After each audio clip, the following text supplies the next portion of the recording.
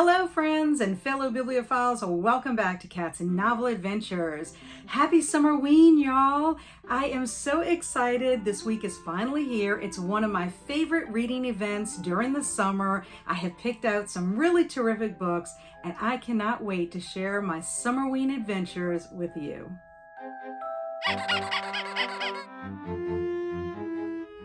It is the first day of Summerween. And it is the first day of my Summerween reading vlog. And I want to start off by sharing everything I am planning on reading this week. For prompt number 1, Read a Book in the Dark, I've chosen volume 2 of Demon Slayer. This is a manga written by Koyo Harugotogi. I cannot wait to get back to reading this series. I really enjoyed the first one. And for prompt number 2, read a thriller or horror book, I've chosen a horror novella, The Salt Grows Heavy by Cassandra Khaw. This will be the second book I've read by Cassandra Khaw. The first one I read was Nothing But Blackened Teeth, and I really enjoyed it. And this book has some fairy tale elements to it. For prompt number 3, read a book with a night sky on the cover. I have chosen The Last Word by Taylor Adams. This will be my second book that I'm reading by Taylor Adams. I read No Exit a couple of years ago and I absolutely loved it.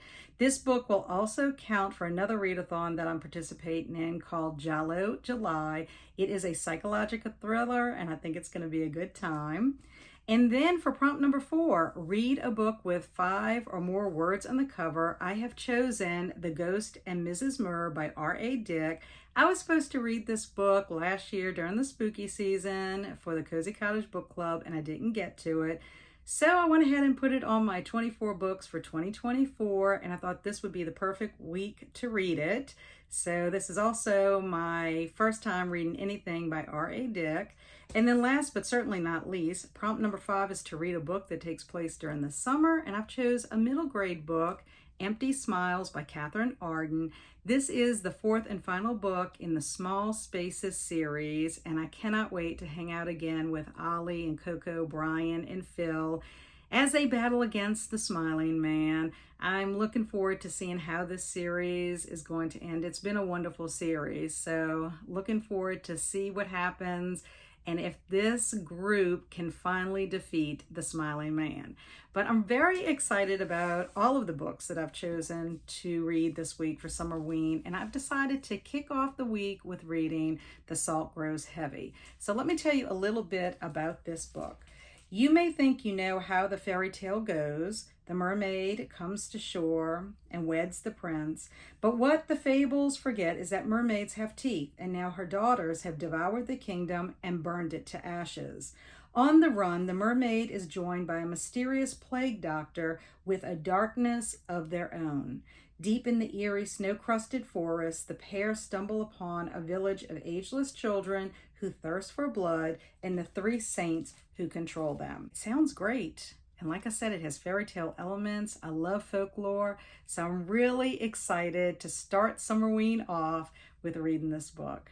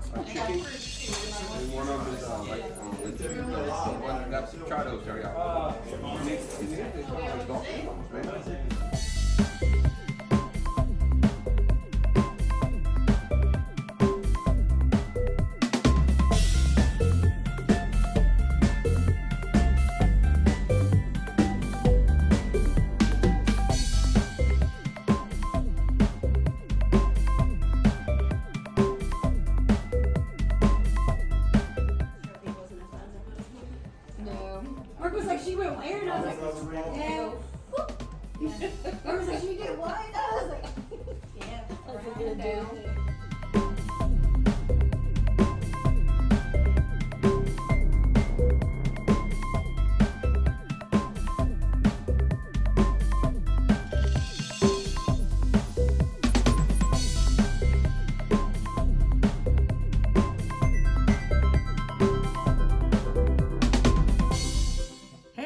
time for me to update y'all on The Salt Grows Heavy by Cassandra Khaw. I really am having a good time with this book. It is a dark fantasy horror novella. It is not very long. It's just taken me a little bit longer to read. Cassandra Khaw writes beautifully, but she tends to write using some really obscure vocabulary words. I admit I've had to look up quite a few of them to understand what the heck is she trying to say. But loving it all the same. We are being told this story by the mermaid. We meet her at a point where she is about to make a significant change in her circumstances. What we know about the mermaid is that she left the sea, came on land, and got together with the prince. Now, this is not like a Disney fairy tale version by any stretch of the imagination. Our mermaid has teeth, and the prince is not very charming at all. He is actually very mean to the mermaid, and we don't really know all the circumstances. We know some, and it's terrible. It's like we don't know how they got together. Like, how did this bond even take place? Well, she ends up giving birth to some daughters, and the kingdom falls. And at this point, she is able to gain her freedom, and she's getting the hell out of Dodge. And she's leaving her daughters there, and she's just going to go on this journey. We don't know what she is actually seeking. We don't know if she's trying to get back to the sea to go home. We don't know any of that at this point. What we do know is that a plague doctor wants to go with her. And so the two of them go on this journey. They end up camping out, and while they're at their camp, they witness brutal murder of a child by other children. And the plague doctor interferes, and the kids are like confused, and this is not murder, so come with us to our village and we'll have it all explained to you by our saints. So they go with them because they're really upset about seeing this happen to this child. The child's name is Luke. They end up meeting the 3 adult males that live in this village with all these children, and they are their guardians. They're also known as surgeons. So they end up going in, meet them, and get invited to witness this ritual, and it's terrible. And then the 3 surgeons end up doing something to themselves to prove a point, and that's terrible. Don't really know what's going to happen next. Not sure if these 2 are going to be journeying together, because the mermaid wants to leave and the plague doctor has said you can leave, but I feel compelled to stay. This book will not be for just anybody, especially if you're not into body horror, because there is a lot of body horror in this.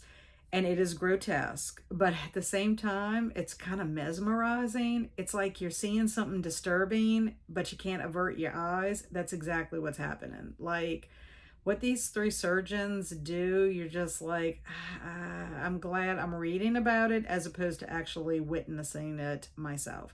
But I really am having a good time with it. I'm loving the folklore. I just like the setting. I love the fact that we're following a mermaid and getting to know all kinds of aspects about her, and then it's just trying to figure out, are these, both of them I guess would be classified as monsters according to society, because we do learn a little bit about the plague doctor. Looking forward to reading the rest of the book. I have about 43 pages left, hoping to finish it tonight, and I'll update you when I finish.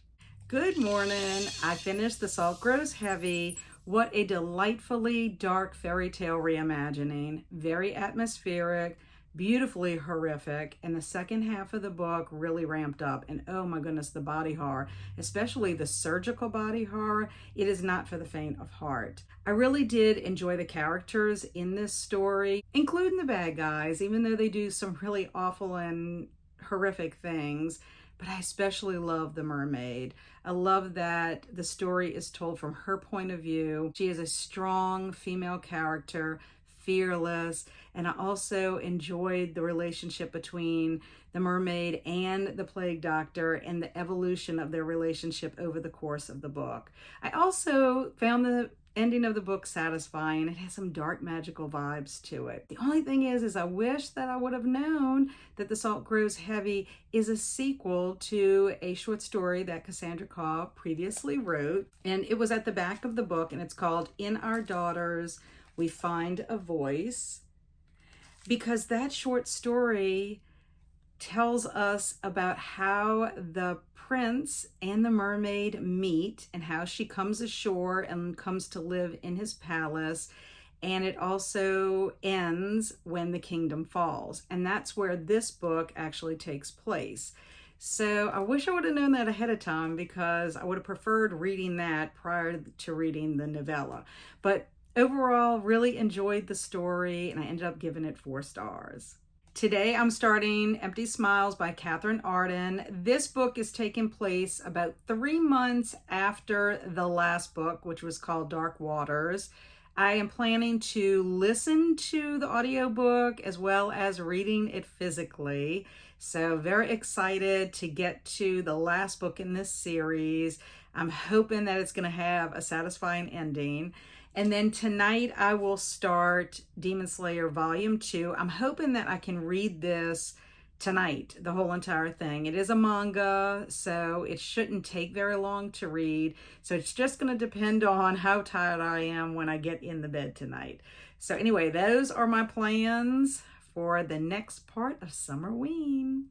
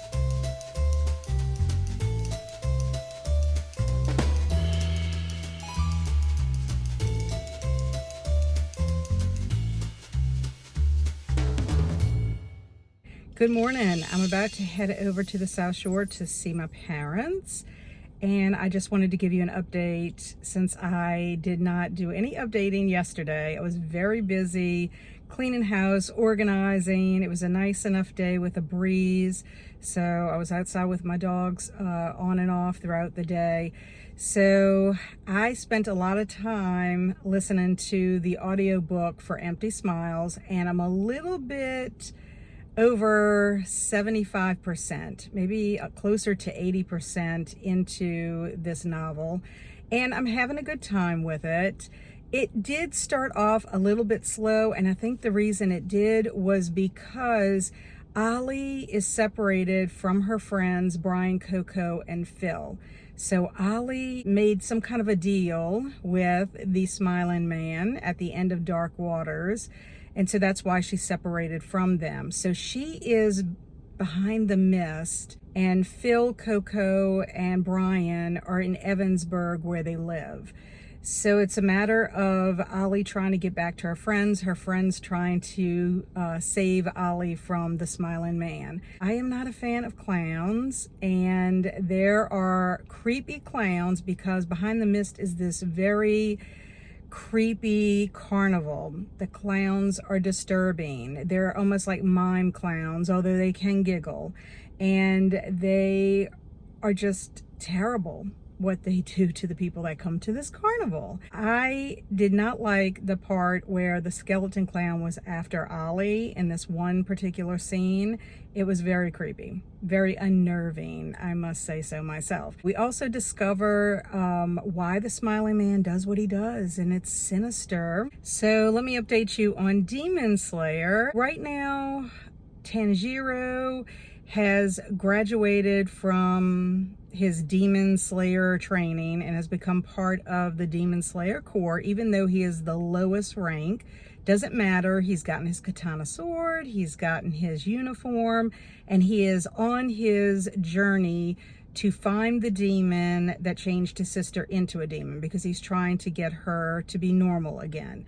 Well, he is on his way, and he encounters a young guy and his sister. His sister's like 16 years old, and he finds out that a demon is after her. Apparently, there are young girls that are disappearing, and he also encounters this demon that lives in a bog, and that's who's really after the young girl. And he battles the demon in the bog, and he's trying to get information about the demon he's searching for. So he is on this journey. His sister is with him. He is trying to find out any information he can get about the demon that he ultimately has to help him turn his sister back into a normal person, and then I guess he's going to slay the demon at the end of it.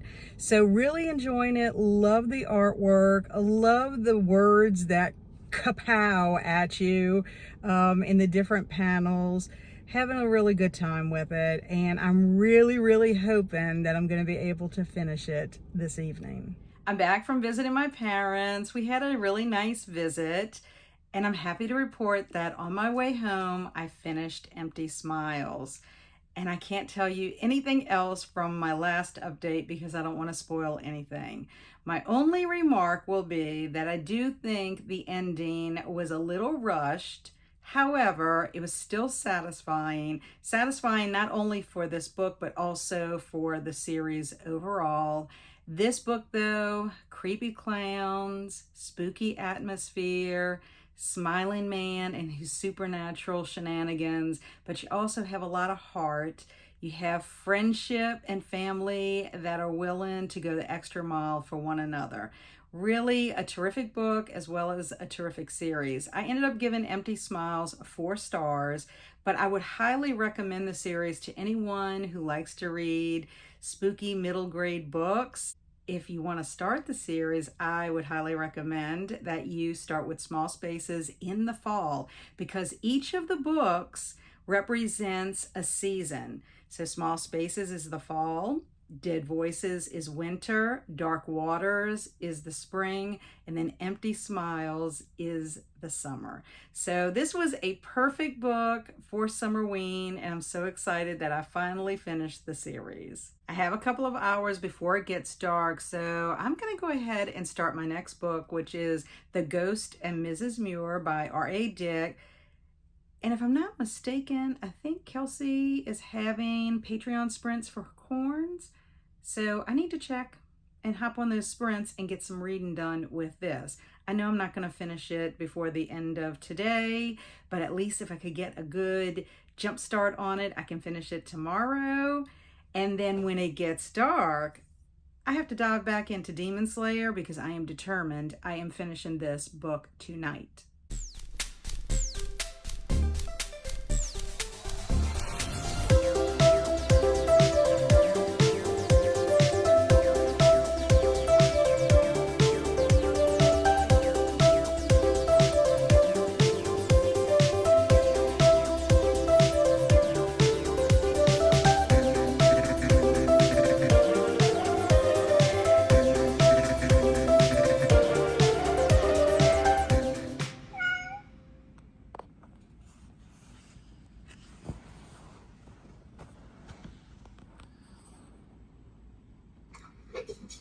Hello! Sorry, I had to pause my movie.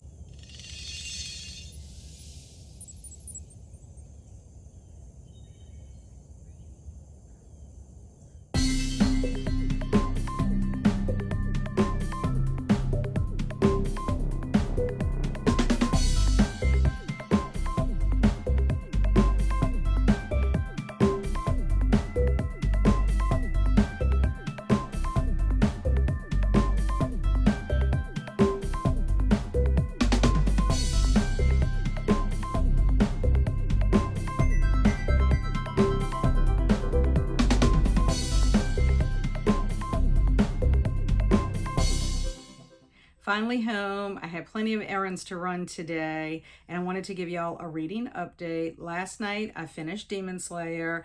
Very good.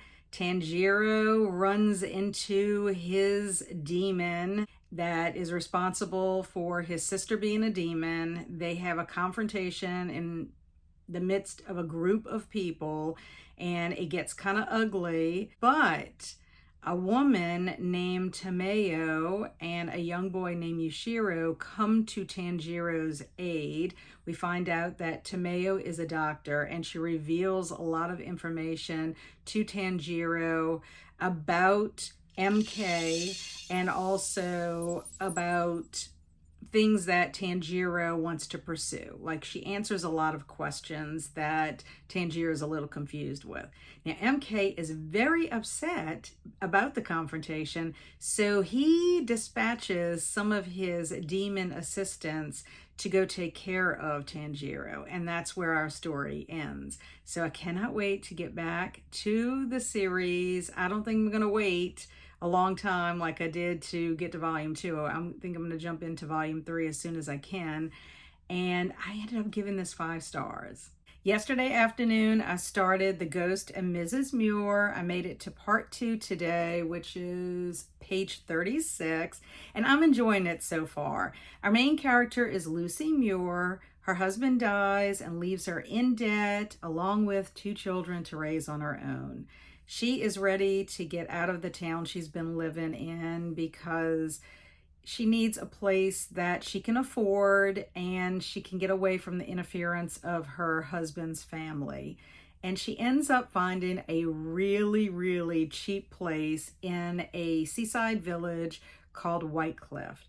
And it doesn't take her very long when she's touring the house to realize the reason why it's so cheap and it's been abandoned for so long is because there's a ghost that lives in the house. And that ghost happens to be Daniel Gregg, a sea captain who owned the house, and he had an unfortunate accident and died there. And so he doesn't want anybody in his house. They meet one day when Lucy is there with her ex-cook who's come to help her out a little bit, clean the house up and try to get it ready for when the children come.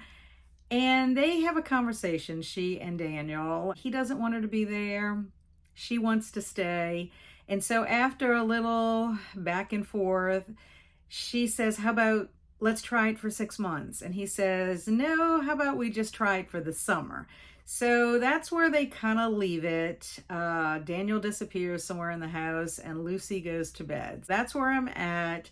I'm planning on reading this throughout my sprints this afternoon. So hopefully I can finish it today because I have one more book to read for Summerween and I want to get that done before Summerween is over, which is tomorrow.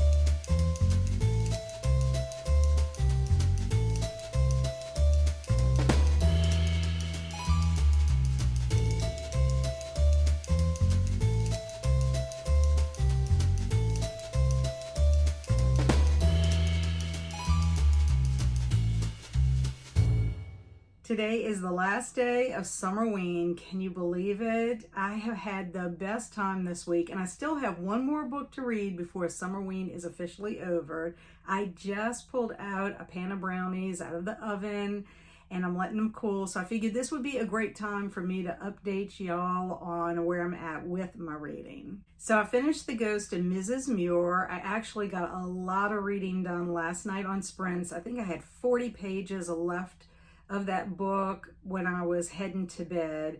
But instead of finishing it last night, I decided to start reading The Last Word by Taylor Adams. And oh my goodness, I was sucked in. But I controlled myself and went to bed on time like I was supposed to. And I ended up finishing The Ghost of Mrs. Muir this morning. Overall, I love this story. It's about loss, love, finding one's own identity, trying to live life on your own terms instead of having other people dictate what you should or should not be doing. Loved Lucy and how her character developed over the course of the novel. She was so likable, just a sweet lady, naive at times, but sweet. And I also liked Sea Captain Daniel Gregg. He was funny. He could be cantankerous at times, but really loved his relationship with Lucy. This story is very heartfelt and has so much humor to it, especially the conversations between Daniel and Lucy. Despite one scene that took place where the captain decides he's going to interfere in Lucy's life to prove a point to her, and it almost costs her her dignity. Yes, the experience ends up causing a little heartbreak for Lucy, but both Lucy and Daniel learn valuable lessons from it. And I'm very glad that after that scene passed, the story really got back on track. It really is a fantastic story. I really had a good time with it. I did cry at the end. It was just very sweet. I ended up giving it 4 stars. Now for The Last Word. Oh my goodness, I am having the best time with this book. I've made it to page 112, chapter 10, and I cannot wait to get back to it. So let me just tell you what's happened so far. Emma Carpenter is house sitting a beachfront home on the Washington coast. She's alone there with her dog Leica and really has isolated herself and disconnected from family and friends. She's experienced a tragedy, so she's in the midst of grieving. The only contact she's had is occasionally from the lady that owns the home, Jules, and a neighbor that lives a little ways from her. She actually communicates with the neighbor with a whiteboard. They play hangman daily, and that's how they've been communicating, but nothing face to face. So she just really doesn't want to be bothered. And she spends most of her time reading. And she ends up reading a book called Murder Mountain, and she hates it. So she ends up giving the book 1 star and writes a really negative review. Well, shortly after, she gets a comment to her review from the author H.G. Cain, and he very nicely asks if she could just remove the comment and explains why. And she's like, no, and she refuses.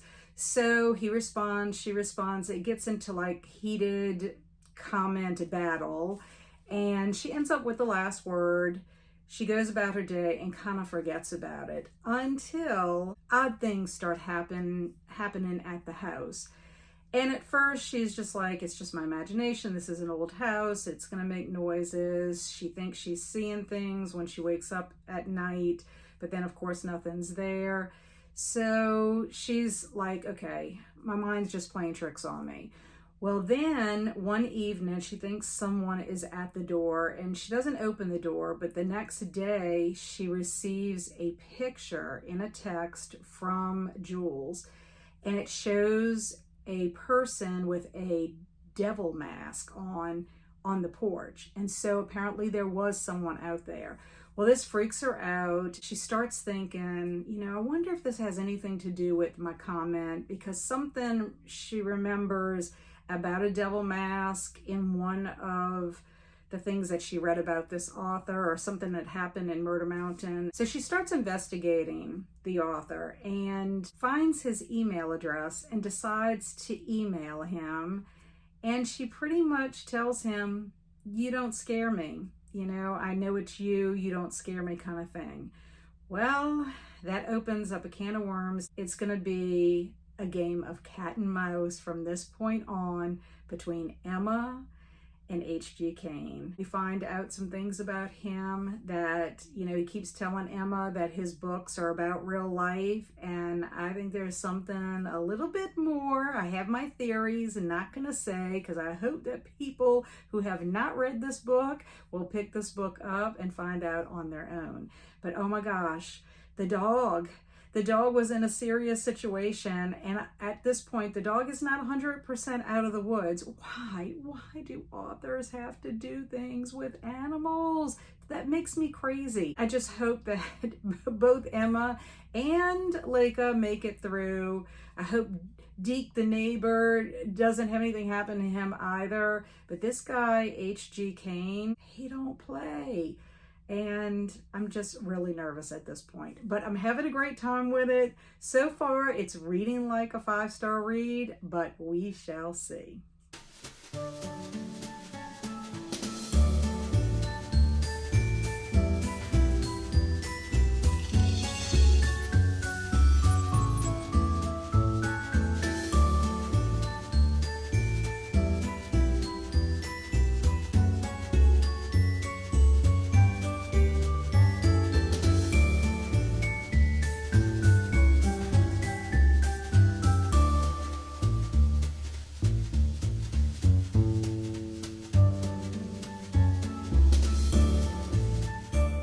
Well, it is later in the evening, and I have been quite busy since the last time I updated, because I've done quite a few things to wrap up my last day of Summerween.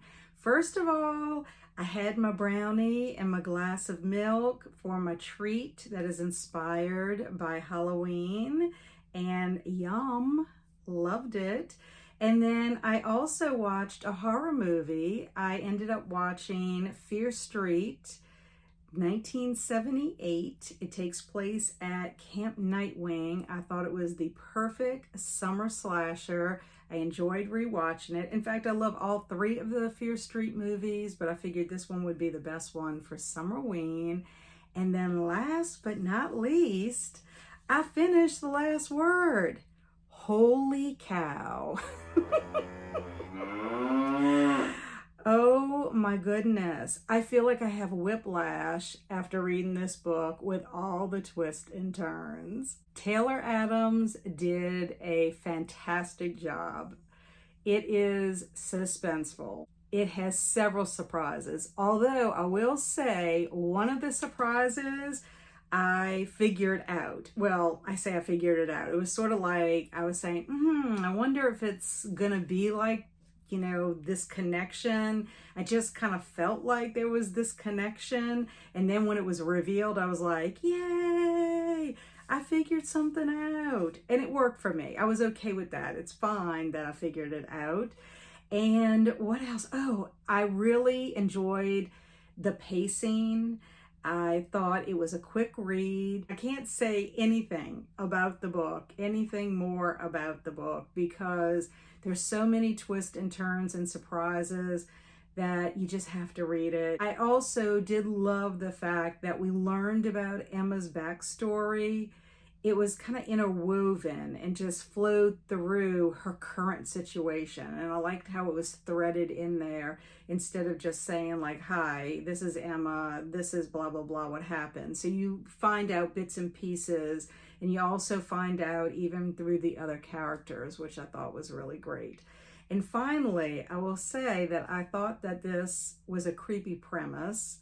Considering I write reviews and give star ratings for books that I read, I thought the whole premise of someone being upset because you give them a certain rating, that they would go to such lengths to stalk you and try to harm you. I mean, that's pretty creepy in my opinion. I mean, it was kind of scary. They had some pretty scary scenes, and I'm thinking, I'm glad I don't live alone, and I'm glad I don't live in an isolated place. But I also have to admit that I've never given a 1-star review. I don't think I would ever give one, because I can't imagine reading a book that would be that terrible. I mean, I think the worst I've ever given has been 2 stars, and maybe 2.5 stars, but thankfully nobody has come after me for that. But it does give you a moment to pause and just like think about, okay, I got to consider that, you know, there is someone that is going to read this review. Maybe the authors do. Maybe somebody that works for the authors do. I don't know. Anyway, I ended up really loving this book. Even though I loved No Exit a bit more, I'm still giving The Last Word 5 stars. Well, friends, those were my adventures during Summerween. I had a really enjoyable week. A big shout out to Gabby at Gabby Reads for hosting such a enjoyable readathon. Really got into all aspects of Summerween this year. I completed my TBR. I read 5 books, completed all 5 prompts, and really enjoyed everything that I read. I also completed the photo challenge all 7 days. I posted a picture, or I had a reel, and then I also uploaded it to my stories. I don't know if uploading is what you really do, but I put it in my stories as well as I had a post. But anyway, if you want to check out my Instagram, please look down in the description box and you can click on the link to my Instagram and see all the photos that I took during the week. Had so much fun with that challenge. And then I did the activities on the bingo board. Gabby created a bingo board and I got blackout. So very, very excited about that. I enjoyed the other activities besides reading. So I had my playlist, my Halloween playlist. I made my treat. I watched a horror movie, and I even got to read outside of my porch for a little bit because it was a cooler morning. And then of course I read all of the books for the different prompts. So I just really had a great time. What about you? Did you participate in Summerween? Did you read any of the books that I read? Let me know what your thoughts are on the books that I read for Summerween, or let me know what you did for Summerween. Let me know in the comments below. As always, I really appreciate you stopping by. Thanks for watching, and until our paths cross again, stay amazing and be adventurous.